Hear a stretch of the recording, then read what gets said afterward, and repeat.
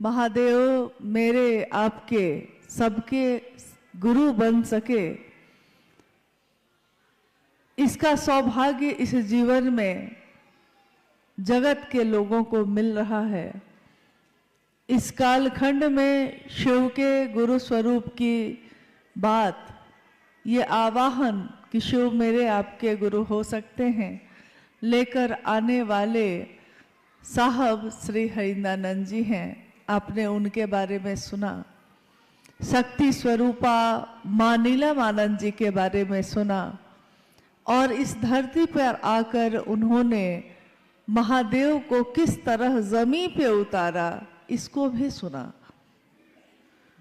महादेव भगवान है, कौन नहीं जानता है महादेव को। महादेव को धरती का हर आदमी जानता है।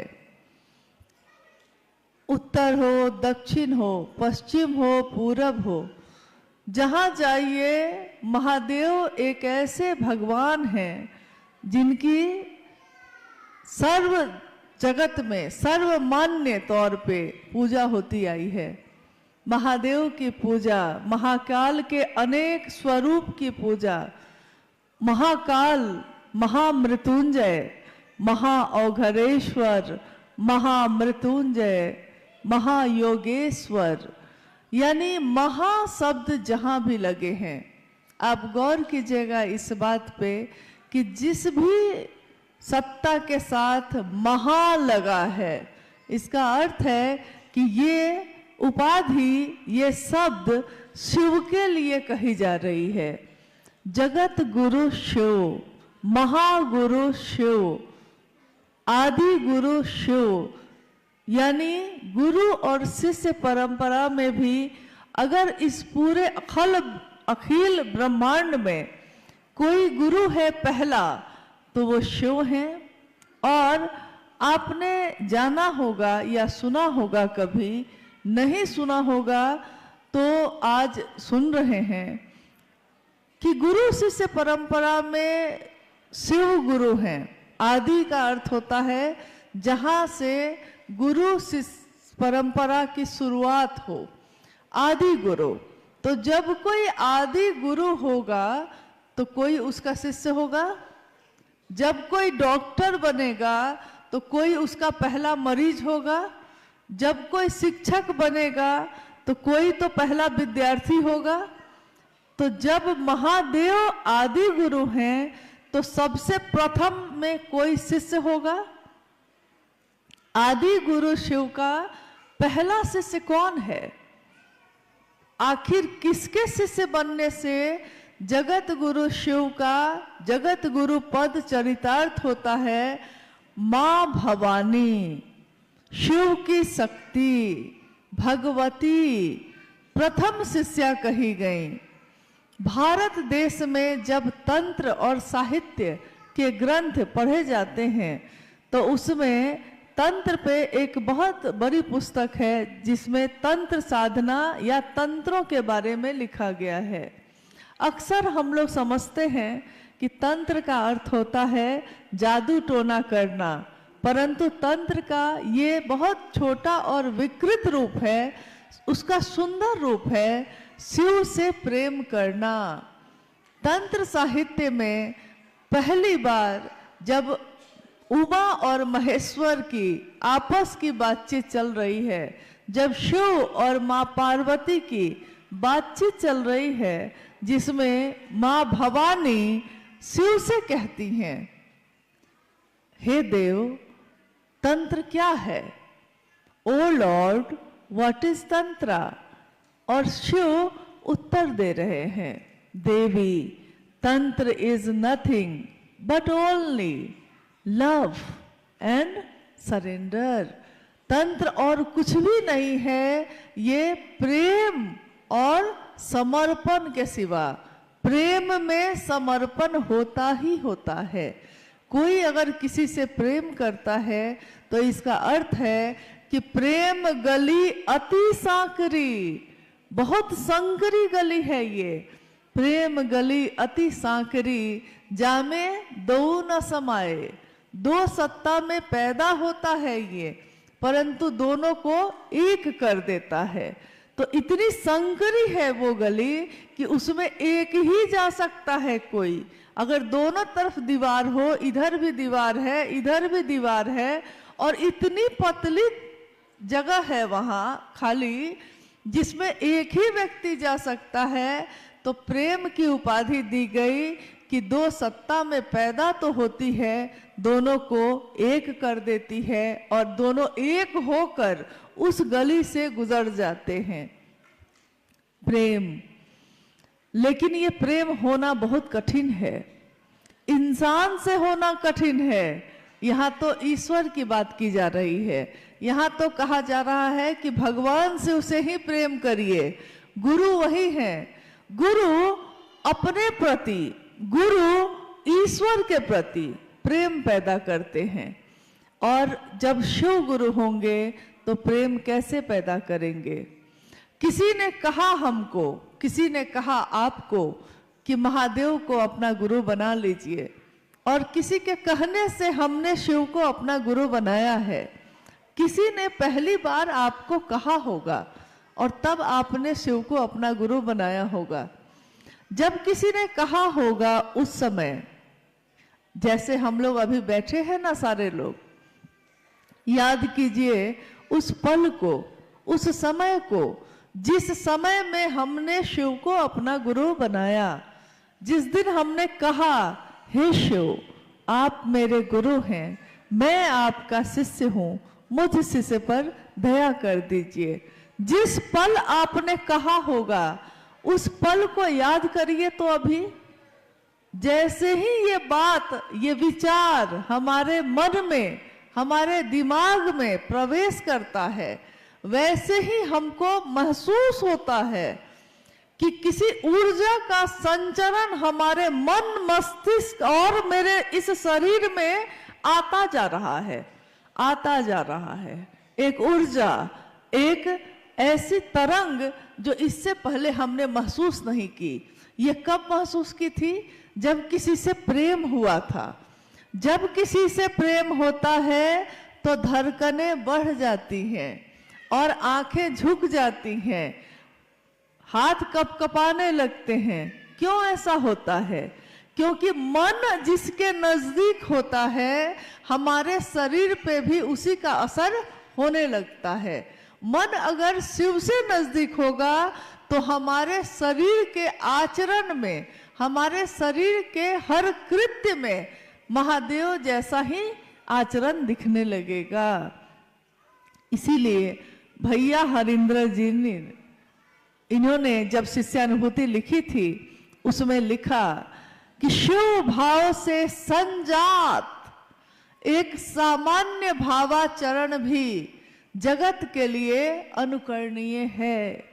शिव भाव से संजात, इसका अर्थ होता है कि जैसे पानी के जगह पे शिव का भाव हो, और जैसे कपड़ा भीग जाता है, आर्द्र हो जाता है, तो कपड़ा महादेव की दया से भींगा हुआ हो।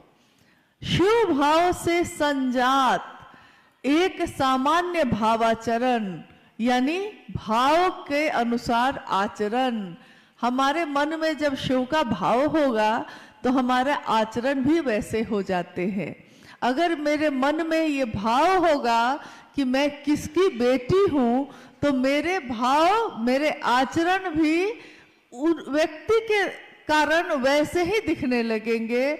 जगत में अगर कोई कहेगा कि कोई गलत काम कर लीजिए, तो आप कहिएगा कि मेरे पिता का नाम बदनाम होगा, क्योंकि मैं वही आचरण कर सकती हूँ जो मेरे पिता की मर्यादा के अनुकूल है। मैं वो आचरण नहीं कर सकती जो मेरे पिता के अनुकूल नहीं हो। जब कोई शिव को अपना मानता है तो उसके भी सामान्य भावाचरण, आचरण ऐसे ही होने लगते हैं। वो जगत में चलता है, रहता है, जीता है, खाता है, बातें करता है, किसी से मिलता है, लेकिन उसके हर काम में महादेव जैसा आचरण उतरने लगता है। उसका हर काम महादेव के भाव से भींगा होता है। और ये जो उसका शिव के शिष्य का आचरण है ये जगत के लिए अनुकरणीय है। जगत के लोग देखकर ये कहते हैं कि देखिए कैसा शिव का शिष्य है, कैसा शिव का चेला है, कितना सुंदर बोलता है, कितने करुणा है, कितने सुंदर भाव है। इससे हमको सीखना चाहिए। जब हम किसी को कुछ अच्छा देखते हैं, किसी को कढ़ाई अच्छी आती है, किसी को बुनाई अच्छी आती है, किसी को भोजन बनाना अच्छा आता है, किसी को खेती करना अच्छा आता है, तो हम उससे सीखना चाहते हैं कि अगर सीखना है तो भाई इससे सीखिए, देखिए इनको कितना अच्छा ये काम करने आता है। तो जब कोई शिव का शिष्य अपना आचरण जगत में दिखाता है तो जगत के लिए वो अनुकरणीय हो जाता है। जगत के लोग उसको देखकर सीखते हैं कि जीवन को कैसे जीना चाहिए। जब हमने शिव को गुरु बनाया तब से लेकर आज तक हो सकता है हमारे साथ या आपके साथ ऐसा हुआ होगा कि कोई 2 महीने 3 महीने पहले शिव का शिष्य बना होगा, कोई 2-3 साल पहले बना होगा, कोई 20-30 वर्ष पहले बना होगा, कोई कभी बना होगा। लेकिन आज सबके सब ये कोई नहीं कहता कि आप 20 साल के शिव शिष्य हैं और आप 2 दिन के शिव शिष्य हैं। हर व्यक्ति यही कहता है कि हम शिव के शिष्य हैं। शिव का शिष्य होकर हमारा मन महादेव से दया मांगता है। तीनों सूत्रों के बारे में आपने सुना। अभी शिव को गुरु बनाने में कोई दीक्षा, कोई दक्षिणा, ये शब्द आपने कभी सुना?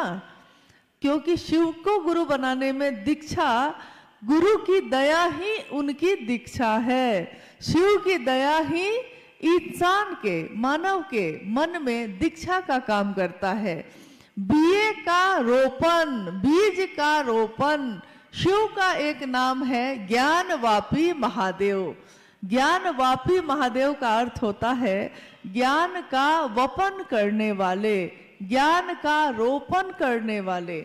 जैसे खेत में कोई धान का रोपण करता है, वैसे ही हम सभी इंसानों के मन में शिव गुरु के रूप में ज्ञान का रोपण करते हैं। जब महादेव ज्ञान का रोपण करते हैं तो हमारा मन उनको गुरु मानने लगता है। लेकिन ये मेरा स्वभाव बन जाए, शिव को गुरु मानना मेरा स्वभाव बन जाए, मुझको ऊपर दिखावा में ये ना करना पड़े, मैं सचमुच में उसी भाव में आ जाऊं। स्वभाव का अर्थ होता है जैसा अपनी माँ के लिए है, पुत्री का स्वभाव, पत्नी का स्वभाव, पति का स्वभाव अपने आप होता है ये। लेकिन जब ईश्वर के लिए हम कहते हैं कि मेरा स्वभाव हो जाए, तो इसके लिए हमको प्रयत्न करने पड़ते हैं, इसके लिए हमको प्रयास करना पड़ता है। शिव को गुरु बनाने के लिए, स्वस्फूर्त जागरण के लिए मेरे हृदय में, मेरे मन में शिव का भाव स्वस्फूर्त हो जाए, खुद ही खुद प्रकट हो जाए। इसके लिए मैं क्या करूं? तो इसके लिए कहा गया, साहब ने कहा कि पहला सूत्र है शिव से दया मांगना।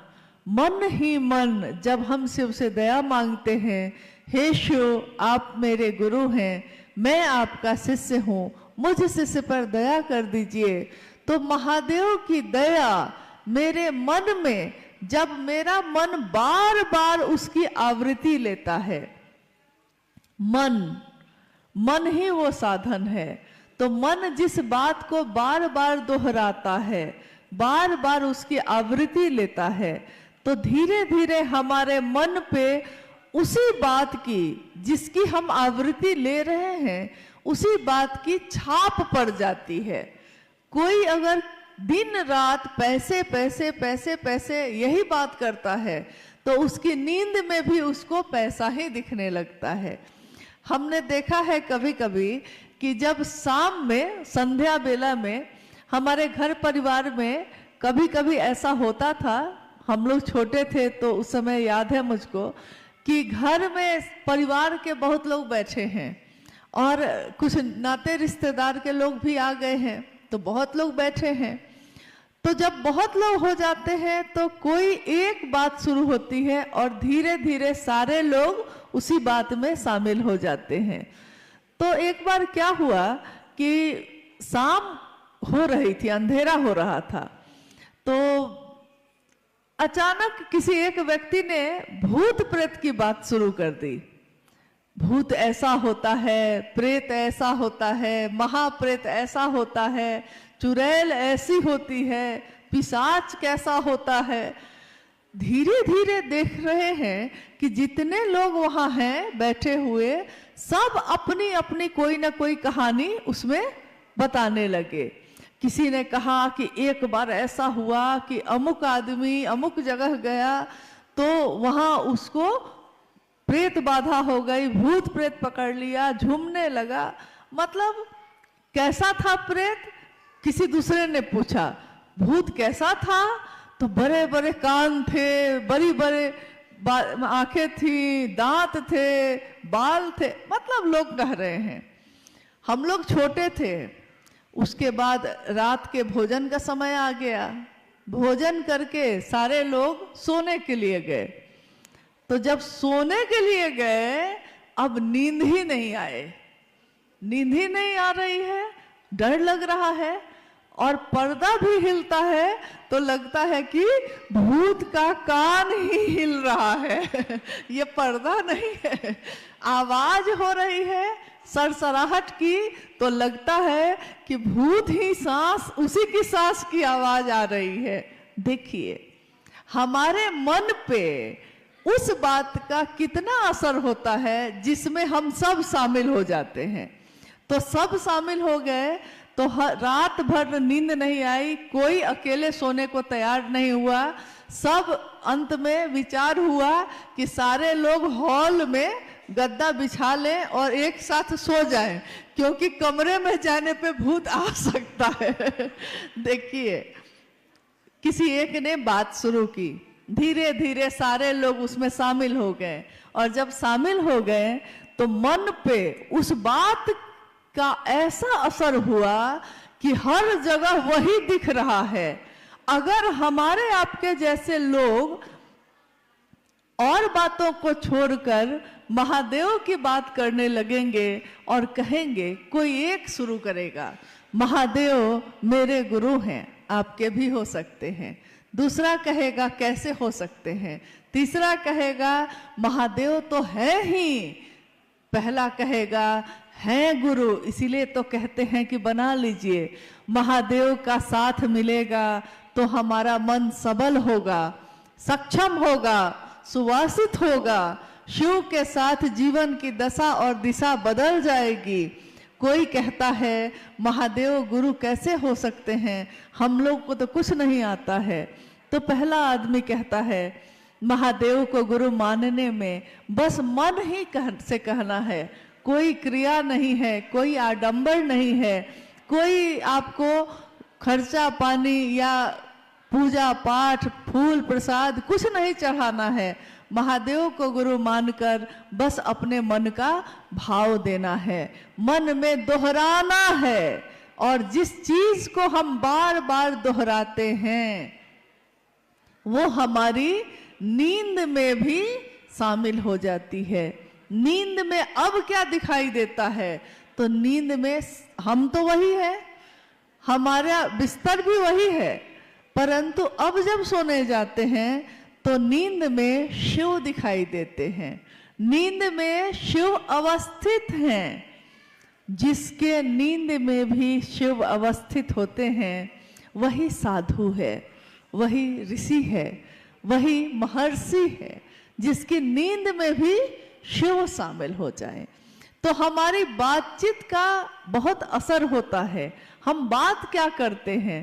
कभी कभी कोई ऐसा व्यक्ति मिल जाता है जो आपके घर आएगा और दिन रात आपसे नकारात्मक बात करेगा, सिर्फ नकारात्मक। मतलब कोई आपके घर आया और उसने बात शुरू की, उसने कहा कि क्या कहें, बड़ा बीमार है, बहुत दर्द है, पैर में बहुत दर्द है, पेट में दर्द है, सिर में दर्द है, इतना बोलेगा इतना बोलेगा, और जब वो चला जाएगा तो आपके भी सिर में दर्द होने लगता है। पहले नहीं था। उसने इतनी बात कही, इतनी बात कही किसी के बारे में कि मुझको भी लगने लगा कि मुझको भी तो नहीं हो गया है कहीं सिर में दर्द। यानी बात हम सुनते क्या है। वहीं कोई ऐसा व्यक्ति मिलता है जो कहता है, हम अगर कहते भी हैं कि हाँ मेरे सिर में बहुत दर्द है, बड़ी पीड़ा है, पैर के घुटने में चल नहीं पाते हैं, तो वो कहता है अरे मिजाज बना के चलो ना, मिजाज बनाओ, अरे चलो कुछ नहीं है, चल सकते हैं, चल